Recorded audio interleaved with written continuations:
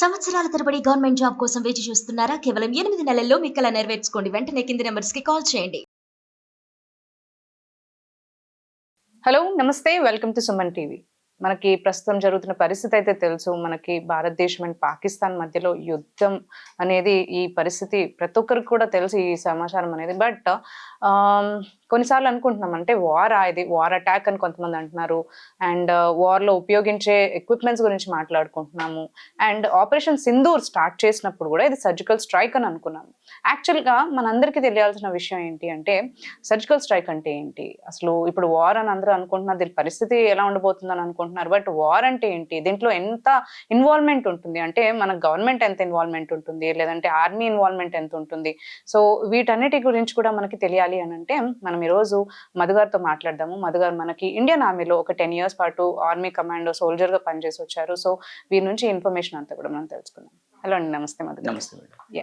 So Madhu గారు, మనకి అంటే ఇప్పుడు యాజ్ ఎ కామన్ పర్సన్ మాకు ఇవన్నీ డీటెయిల్స్ తెలిసి ఉండకపోవచ్చు. అవును. సర్జికల్ స్ట్రైక్ అంటే ఏంటి? సర్జికల్ స్ట్రైక్ అంటున్నారు, ఆపరేషన్ సింధూర్ స్టార్ట్ చేసినప్పుడు, మళ్ళీ ఇప్పుడు వార్ అంటున్నారు. అసలు వార్ అంటే ఏంటి, సర్జికల్ స్ట్రైక్ అంటే ఏంటి, దానికి ఉన్న రూల్స్ ఏంటి, ఇప్పుడు మనకి వార్కు ఉన్న రూల్స్ ఏంటి, ఇందులో మనకి ఇన్వాల్వ్మెంట్ అనేది ఏ దిక్కుల నుంచి ఉంటుంది దీంట్లో అనేది తెలియాలి.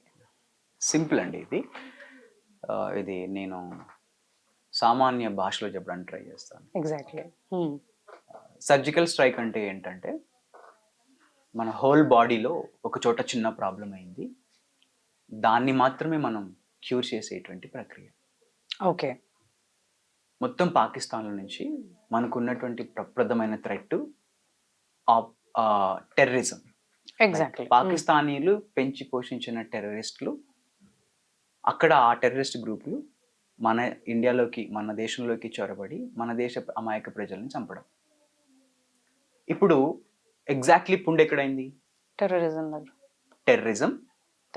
వల్ల వల్ల ఆక్యుపైడ్ కాశ్మీర్లో ట్విస్ట్ వేయడం. సో ఇప్పుడు మనం తీసిపై ఇప్పుడు ఆపరేషన్ ఈ పుండుని మనం నయం చేయాలి అంటే సర్జికల్ స్ట్రైక్ అనేటువంటి ఒక కాన్సెప్ట్ని మనం తీసుకుంటాం.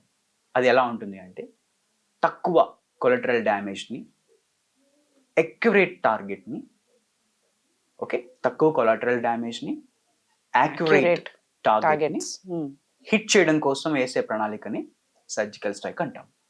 ఓకే. సో సింపుల్, వాళ్ళ స్థావరాలు లేదా ఒక గ్రూప్ ఆఫ్ మిలిటెంట్ పీపుల్ ఒక చోట ఉండడము, ఎవరైతే వీళ్ళు టెర్రరిస్టులు ఉంటారో ఆ గ్రూప్ ఆఫ్ పీపుల్ని మనము అక్కడి నుంచి వాళ్ళని టార్గెట్ని ఫినిష్ చేయాలి అనుకున్నప్పుడు సర్జికల్ స్ట్రైక్ని మనము ప్రప్రథమంగా పిక్ చేస్తాం.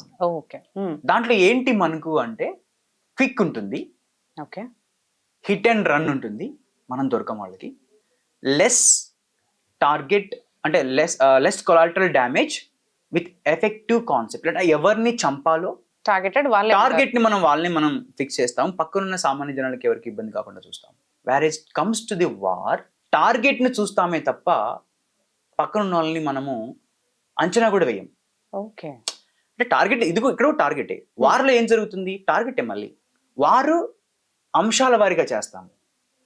మనం క్రితం మాట్లాడుకున్నట్టు సర్జికల్ స్ట్రైక్ ఒక్క టార్గెట్ని తీసుకొని అది ఫినిష్ చేస్తాము, మళ్ళీ వచ్చేస్తాము. వార్ ఏం జరుగుతుంది? సర్జికల్ స్ట్రైక్ ఒకసారి మొదలైతే క్విక్ యాక్షన్లో అయిపోతుంది, ఫినిష్ చేసి వచ్చేస్తాం, మళ్ళీ మనం ఇంకా దాన్ని ముట్టుకోం. వార్లు అలా కాదు.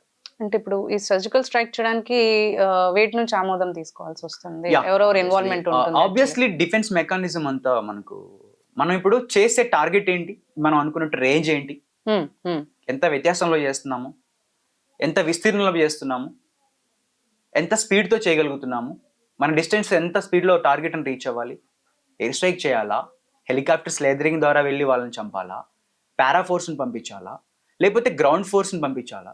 ఈ డెసిషన్ మేకింగ్ ఎవరిది ఉంటుంది? ఈ డెసిషన్ మేకింగ్ అక్కడ ఉన్నటువంటి స్థానిక డిఫెన్స్ మెకానిజం ఉంటుంది. Okay. Obviously. Okay. This is all decision making. దానికి అప్రూవల్ మనకి ఎప్పుడైనా గుర్తుపెట్టుకోండి, డిఫెన్స్ మినిస్ట్రీ నుంచి మనకి అప్రూవల్ వస్తుంది. ఓకే. ప్రతి విషయము మన రాష్ట్రపతికి తెలుస్తుంది.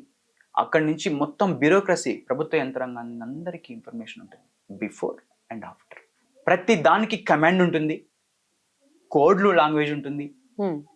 ఇదంతా చాలా క్విక్ యాక్షన్లో జరిగిపోతుంది.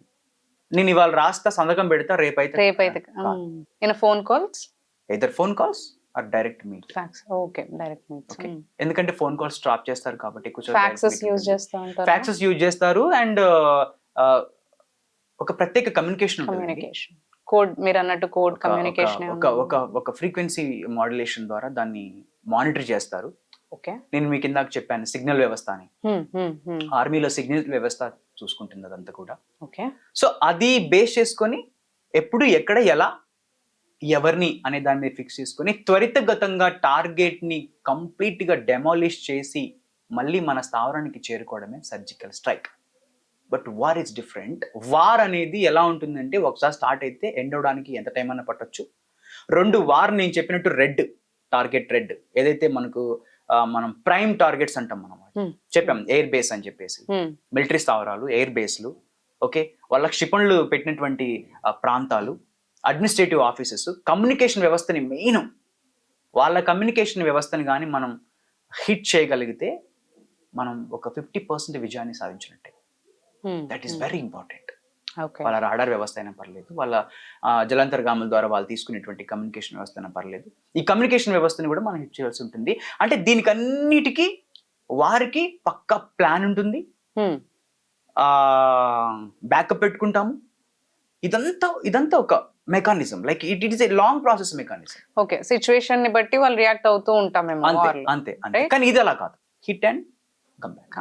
That is called the difference between war and surgical strike. So మనం స్టార్ట్ చేసిన సర్జికల్ స్ట్రైక్ అయితే వార్ అయ్యేలాగా వాళ్ళు చేశారు అంతే. మనము సర్జికల్ స్ట్రైక్ లాంటిది మనం స్టార్ట్ చేసాము, మన ఏం అదే కాబట్టి. ఎగ్జాక్ట్లీ. బట్ వాళ్ళు దాన్ని మళ్ళీ మనకు వాళ్ళ భూభాగంలో జరిగింది కాబట్టి ఆబ్వియస్ గా స్పందిస్తారు. వాళ్ళు టెర్రరిస్ట్ సపోర్ట్ చేస్తారు కాబట్టి ఆబ్వియస్ గా వాళ్ళ ప్రభుత్వాలు నిలబడేదే టెర్రరిస్ట్ గ్రూపుల సపోర్ట్ మీద. సర్జికల్ స్ట్రైక్ స్టార్ట్ చేసినప్పుడు, సింధూర్ ఆపరేషన్ స్టార్ట్ చేసినప్పుడు ఆల్రెడీ వార్ కి ప్రిపేర్ అయ్యి ఉంటే బెటర్, లైక్ ప్రిపేర్ అయ్యి ఉంటారంటారా మన ఇండియన్ ఆర్మీ? ఆల్రెడీ గెస్ట్ చేసి ఉంటారు. ఖచ్చితంగా పాకిస్తాన్ మనకు రిప్లై ఇస్తుందని మనకు తెలుసు. ఇప్పటికిప్పుడు పాకిస్తాన్ బంద్ చేసినా కూడా మళ్ళీ మనం రెడీగానే ఉంటాం. మళ్ళీ ఎప్పుడు వస్తుందో తెలియదు కాబట్టి ఎగ్జాక్ట్లీ అండి, మనం రెడీగా ఉండాలి కూడా. మన మెకానిజం అందుకే కదా మనం ఉన్నదే అందుకు. సో అది వాళ్ళు గెస్ట్ చేసినా గెస్ట్ చేయకున్నా, మీరు పోయినసారి అడిగినట్టు ఇంత టైం ఎందుకు తీసుకున్నారంటే ఎందుకు తీసుకున్నారు, ప్రిపేర్ కీప్ ద బ్యాకప్. మనం అన్ని కూడా ప్లాన్ చేసుకుని యుద్ధం చేస్తామండి. ఎగ్జాక్ట్లీ. యా, థ్యాంక్ యూ అండి. థ్యాంక్ యూ మధు గారు. Thank you for sharing all the information with us on studio. Thank you అండి. మీకు కూడా thank you for inviting me here to share my experience and my view, my thoughts. Thank you.